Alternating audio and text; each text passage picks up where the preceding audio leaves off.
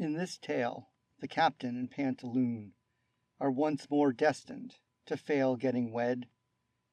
By story's end, one will eat with a spoon, the other's left a hanging plot thread.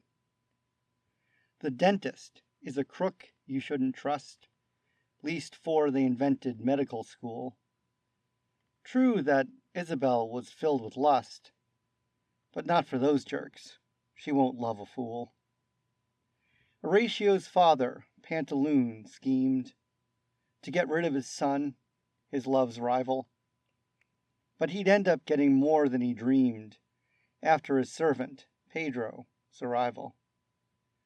While one won't ever again chew caramel, all vie for the hand of fair Isabel.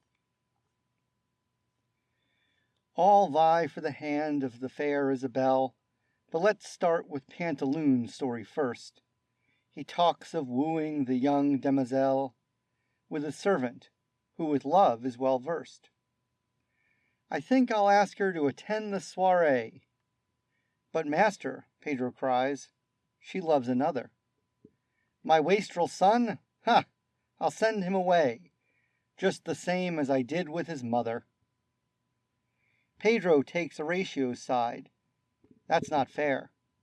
Compared to you, the boy has much more charm. Remarks that those two make a better pair. Jealous Pantaloon then bites Pedro's arm. Shocked that his master is acting the loon, Pedro swears vengeance against the tycoon. Pedro swears vengeance against the tycoon. Teeth marks left in flesh are an awful slight. Payback must be harsh and stealthy and soon. But what's the proper response to a bite? Then he overhears fair Isabel moan. She cries, Horatio is being sent away. Long distance? We've yet to invent the phone. Flamina, what can we do to make him stay? Pedro interrupts. We're on the same team. He can help her, he suggests with some winks. But do me this favor, weird though it may seem. Flamina, go tell Pantaloon he stinks. But just before he can describe the smell, the servant crosses the captain as well. The servant crosses the captain as well when the soldier comes round to take his turn, steps up to the three, playing his vielle, singing, My dear, for you my hearth doth burn. The maidens are, let's say, less than impressed, and both tell the would-be suitor to go. But the rogue won't be deterred or repressed. Pedro intervenes. The ladies said no. The captain waves his bataccio high. How dare you obstruct, you impudent clown? Next time I see you, you're likely to die. And with that, the captain leaves with a frown. Poor Pedro frets he's upset someone rich. Now it's Horatio's turn to make a pitch. Now it's Horatio's turn to make a pitch. He catches up to Isabel walking home. We are meant for each other. Let's go get hitched. I'll refuse to leave. Stay with you in Rome. Isabel's pleased to hear his declaration. She loves him too, and soon his face is bust.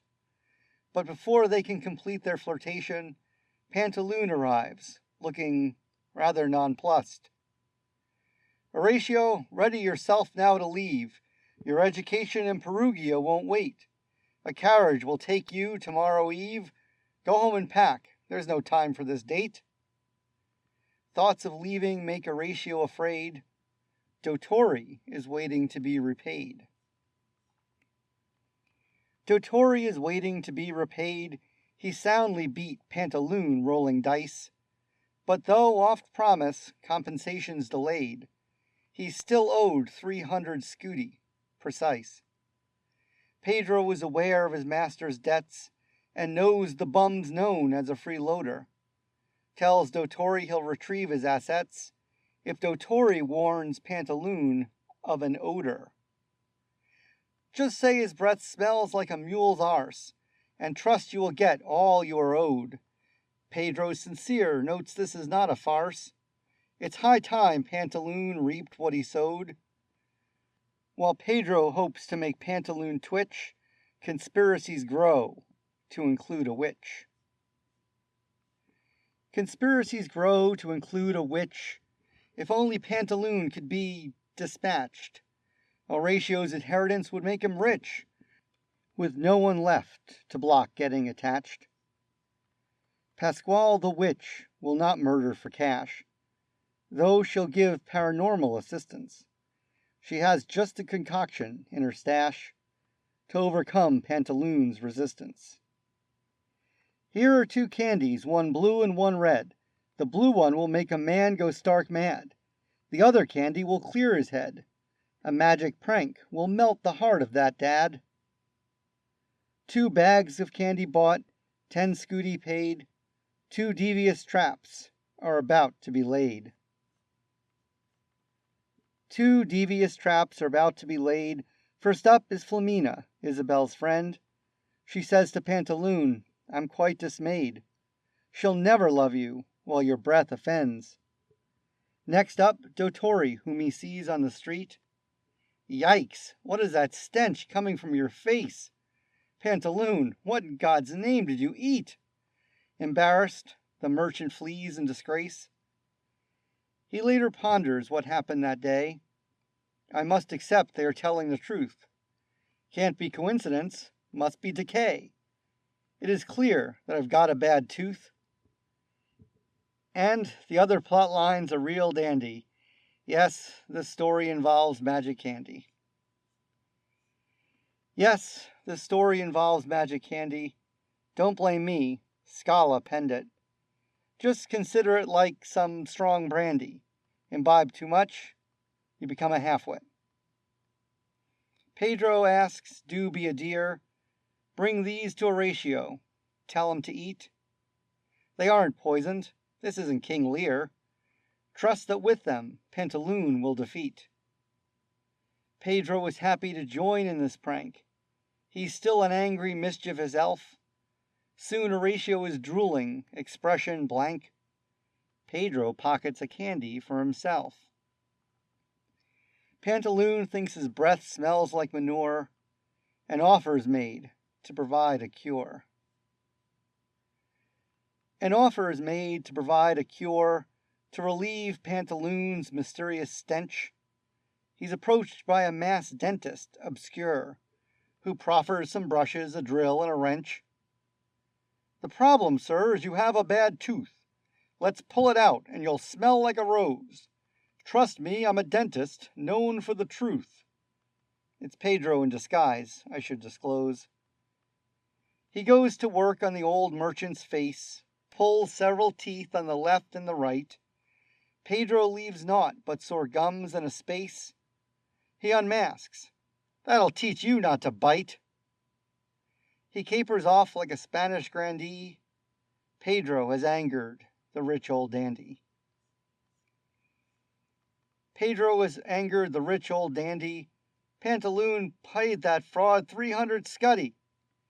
The guy seems legitimate and handy, but all he got was a mouth sore and bloody. I'll have my revenge, he swears with a lisp. He sees with rage, shame, and a touch of sadness. As he sips his gruel, can eat nothing crisp. Flamina comes with a tale of madness. Pantaloon, come quick, your son's gone insane. Sending him away gave him such unease. Maybe it was poison, or something arcane? You need a doctor to cure his disease. From reprisal, Pantaloon must detour. Horatio suffers from madness, for sure. Horatio suffers from madness, for sure. When Pantaloon arrives, he's just drooling. The young man's regressed. He was once mature. In this state, he can't finish his schooling. Pasquale steps forth, caduceus in hand. I'm a doctor. This man's condition is dire. She examines the patient, feels his gland. To cure him, a bride you must acquire. Only Isabel can scratch this boy's itch. But she's my beloved, Pantaloon laments. There's no other option. don't be a bitch. Thus to a marriage Pantaloon consents. Soon after they wed, they'll need a nanny. No master can prevail against the zany. No master can prevail against the zany. Pantaloon soon remembers he's toothless. When he finds Pedro, he'll kick his fanny, pulls out his stick, prepares to be ruthless. Pedro comes to visit his Horatio, but something's wrong. He's acting all foolish. His brain's pudding, lips have a strange blue glow. To beat this imbecile would be ghoulish. No way to cure him by finding a bride. Such a shame, Pedro was once so clever. For mercy I'll put my vengeance aside. Enough that he's dim-witted forever. Once Pantaloon leaves to go gum-mashed banani, watch Pedro perform some trick uncanny. Watch Pedro perform some trick uncanny, now that his oppressor has gone off stage. It's high time to implement the plan he and Isabel had worked out to assuage. Isabel produces 2 candies red, 1 in each moron's mouth, Pasquale prescribed. In minutes, the men both have a clear head. The cure worked just as the witch had described. Pedro takes his bow, leaves the stage to pay Dottori his promise 300 scuddy. Isabel and Horatio hope this play made some sense, with a plot not too muddy. In Commedia, someone's always lampooned. In this tale, 'twas the captain and Pantaloon.